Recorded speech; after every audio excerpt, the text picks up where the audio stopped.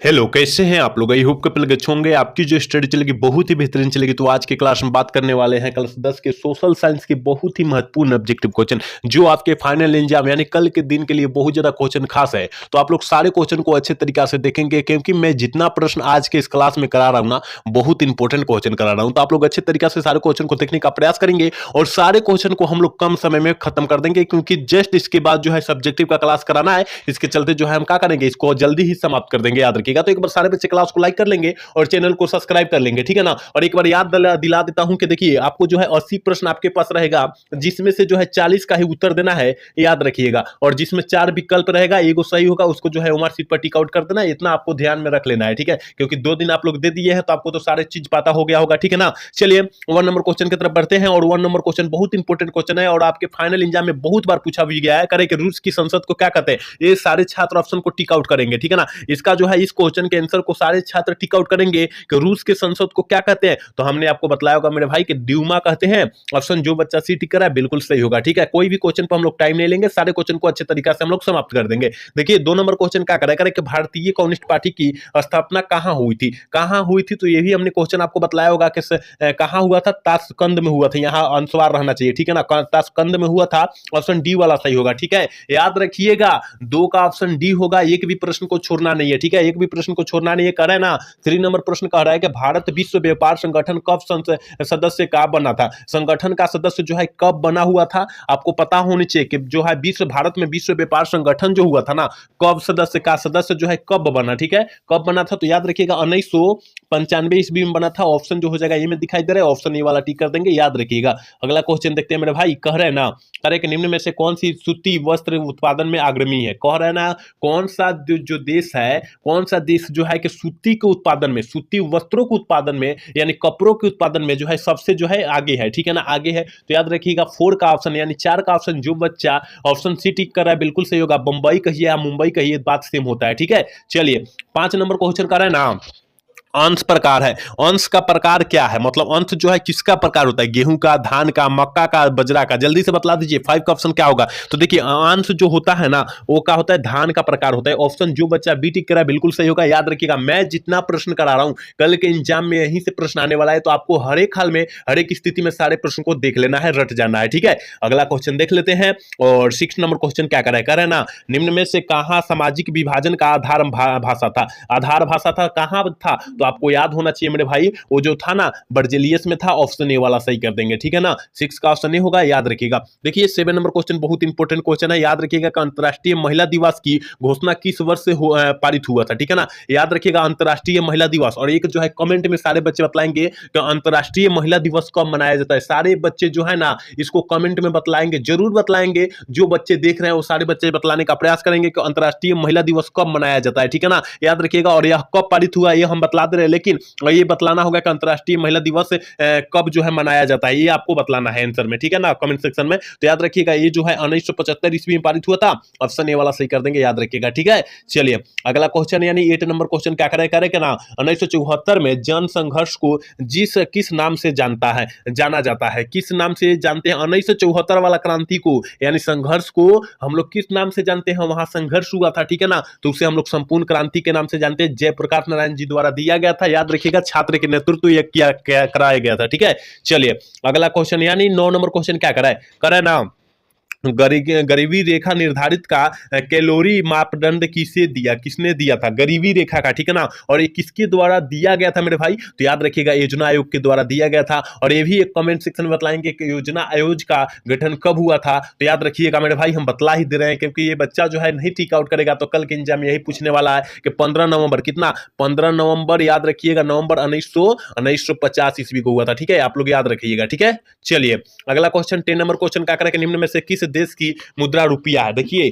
किस देश में जो है रुपया बोला जाता है, पैसा को जो है रुपया बोला जाता है, किस देश में। तो ये तो हर एक छात्र को पता होगा मेरे भाई कि याद रखिएगा भारत में जो है रुपया बोला जाता है, याद रखना है। नेपाल में भी रुपया बोला जाता है, पाकिस्तान में भी रुपया बोला जाता है, याद रखिएगा। ऑप्शन डी वाला सही होगा, 10 का ऑप्शन डी टिक कर देंगे, याद रखिएगा। अगला क्वेश्चन की तरफ बात करते हैं। और 11 नंबर क्वेश्चन करें कि हिगेल किस देश का दार्शनिक था। बहुत इंपॉर्टेंट क्वेश्चन है, याद रखिएगा मेरे भाई। करें कि हिगेल किस देश का दार्शनिक हुआ था। तो आपको पता होनी चाहिए कि भैया था, ये जर्मनी का दार्शनिक था। कहाँ का?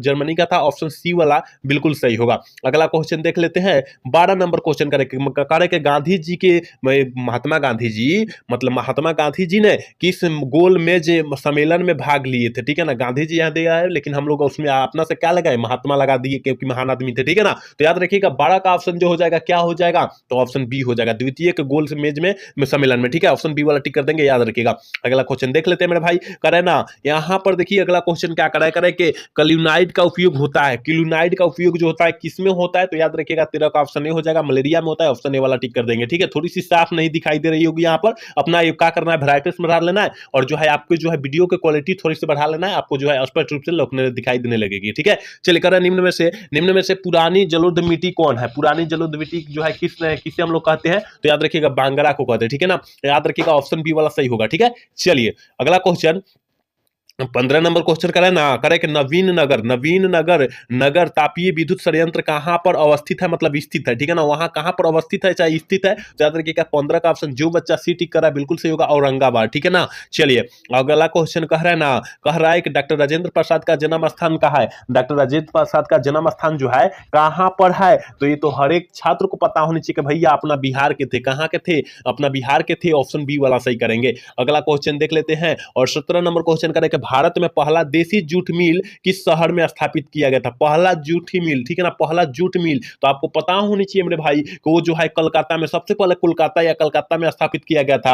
ऑप्शन ए वाला सही कर देंगे। ठीक है ना, 17 का ऑप्शन ए हो जाएगा। आपको थोड़ा सा भी क्या करना है, टेंशन नहीं लेना है, थोड़ा सा भी, क्योंकि मैं जितना क्वेश्चन अगर करा दे रहा हूं, अगर उतना क्वेश्चन आप लोग देख लेते हैं ना, तो कल के एग्जाम में गर्दा ही गर्दा हो जाएगा, याद रखिएगा। और सुबह में जुड़ने का प्रयास करेंगे 3 बजे। ठीक है ना, 3 बजे जुड़ने का प्रयास करेंगे, क्योंकि महा मैराथन 500 से ऊपर प्लस 500 से प्लस ऊपर क्वेश्चन होने वाला है। ठीक है ना, चलिए अगला क्वेश्चन देख लेते हैं। 18 नंबर क्वेश्चन करें, मंडलीकरण का शुरुआत किस शहर में हुई थी? मंडलीकरण का शुरुआत जो हुई थी वो किस शहर में हुआ था मेरे भाई, तो याद रखिएगा 1990 के ईस्वी के दशक में हुआ था। ठीक है ना, ऑप्शन ए वाला सही कर देंगे, याद रखिएगा।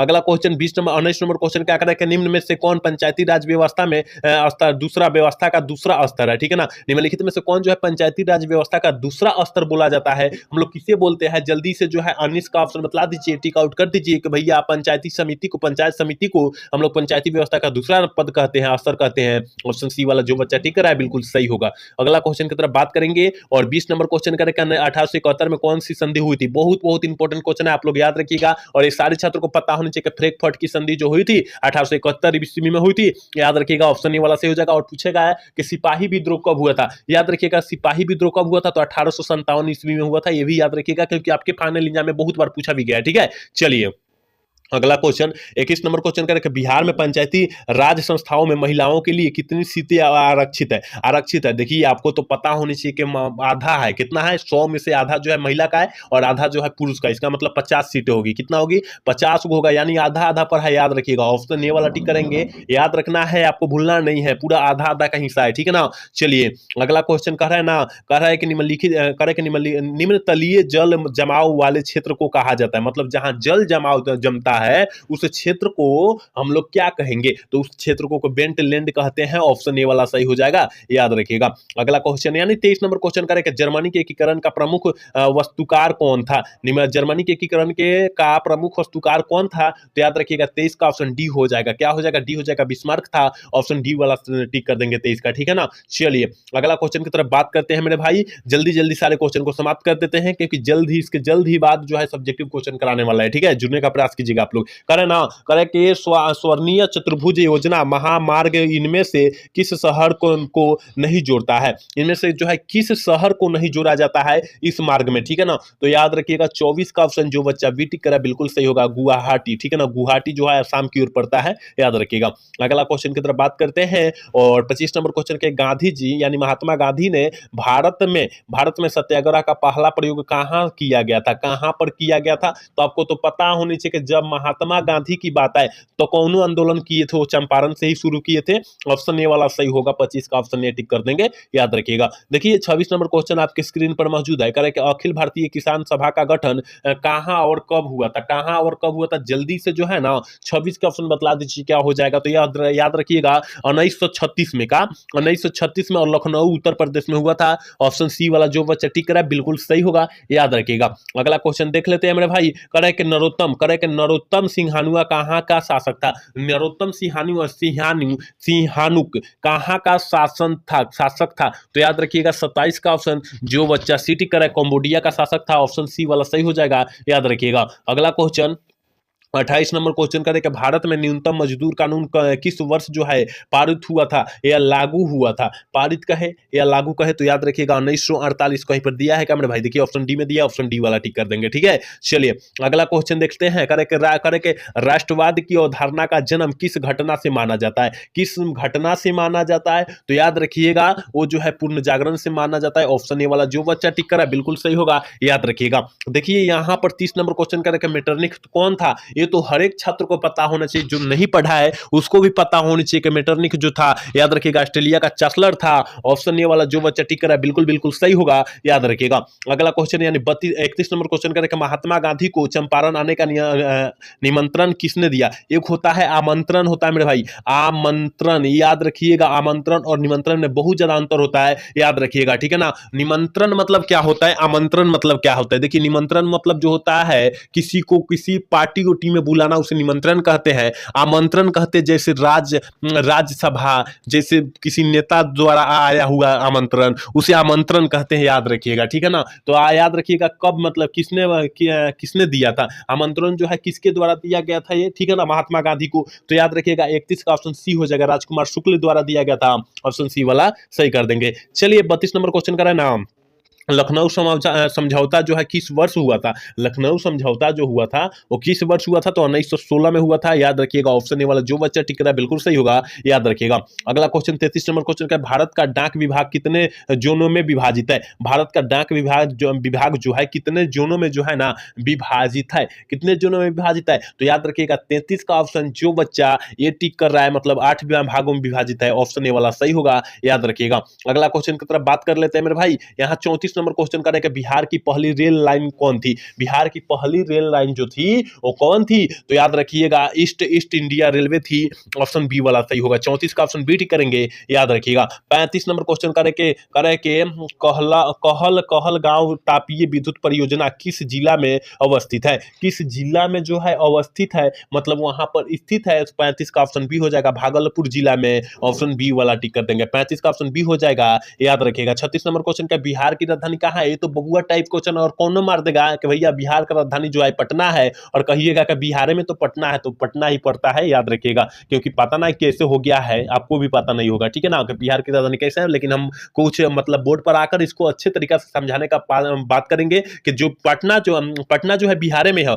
और बिहार की राजधानी पटना कैसे हो सकता है, ठीक है ना, याद रखिएगा। इसको हम अच्छे तरीके से समझाएंगे, याद रखिएगा। चलिए अगला क्वेश्चन का रहना, तिनकठिया प्रणाली किन पर लागू हुआ था। तिनकठिया प्रणाली जो हुआ था वो किन पर लागू हुआ था मेरे भाई, तो आपको पता होना चाहिए कि भैया किसानों पर लागू हुआ था, नील के खेती के लिए, ठीक है ना। ऑप्शन ये वाला जो बच्चा टिक कर रहा है 17 का 37 का, तो याद रखिएगा ये सही होगा, ठीक है। चलिए 38 नंबर क्वेश्चन करें, इनमें से कौन चिपको आंदोलन से संबंधित है। देखिए चिपको आंदोलन से इनमें से कौन से महान आदमी है जो संबंधित है, तो याद रखिएगा 38 का ऑप्शन जो बच्चा सी टिक कर रहा है बिल्कुल सही होगा, सुंदरलाल बहुगुणा जी है, याद रखिएगा। चिपको आंदोलन मतलब होता है पेड़ कटाव से जो है बचाना, ठीक है ना। चलिए करें, सुंदरवन किस राज्य में स्थित है। ये तो हर एक छात्र को पता होना चाहिए कि सुंदरबन जहां का है मेरे भाई, सुंदरबन का है वो जो है पश्चिमी बंगाल में है, याद रखिएगा। ऑप्शन ए वाला सही कर देंगे, याद रखिएगा। चलिए 40 नंबर क्वेश्चन का रहना, इनमें से कौन लोहा का यक्ष है। इनमें से जो है कौन लोहा का यक्ष होता है, तो लोहा का यक्ष क्या होता है, हेमेटाइट होता है, याद रखिएगा। ऑप्शन सी वाला सही हो जाएगा। 40 का ऑप्शन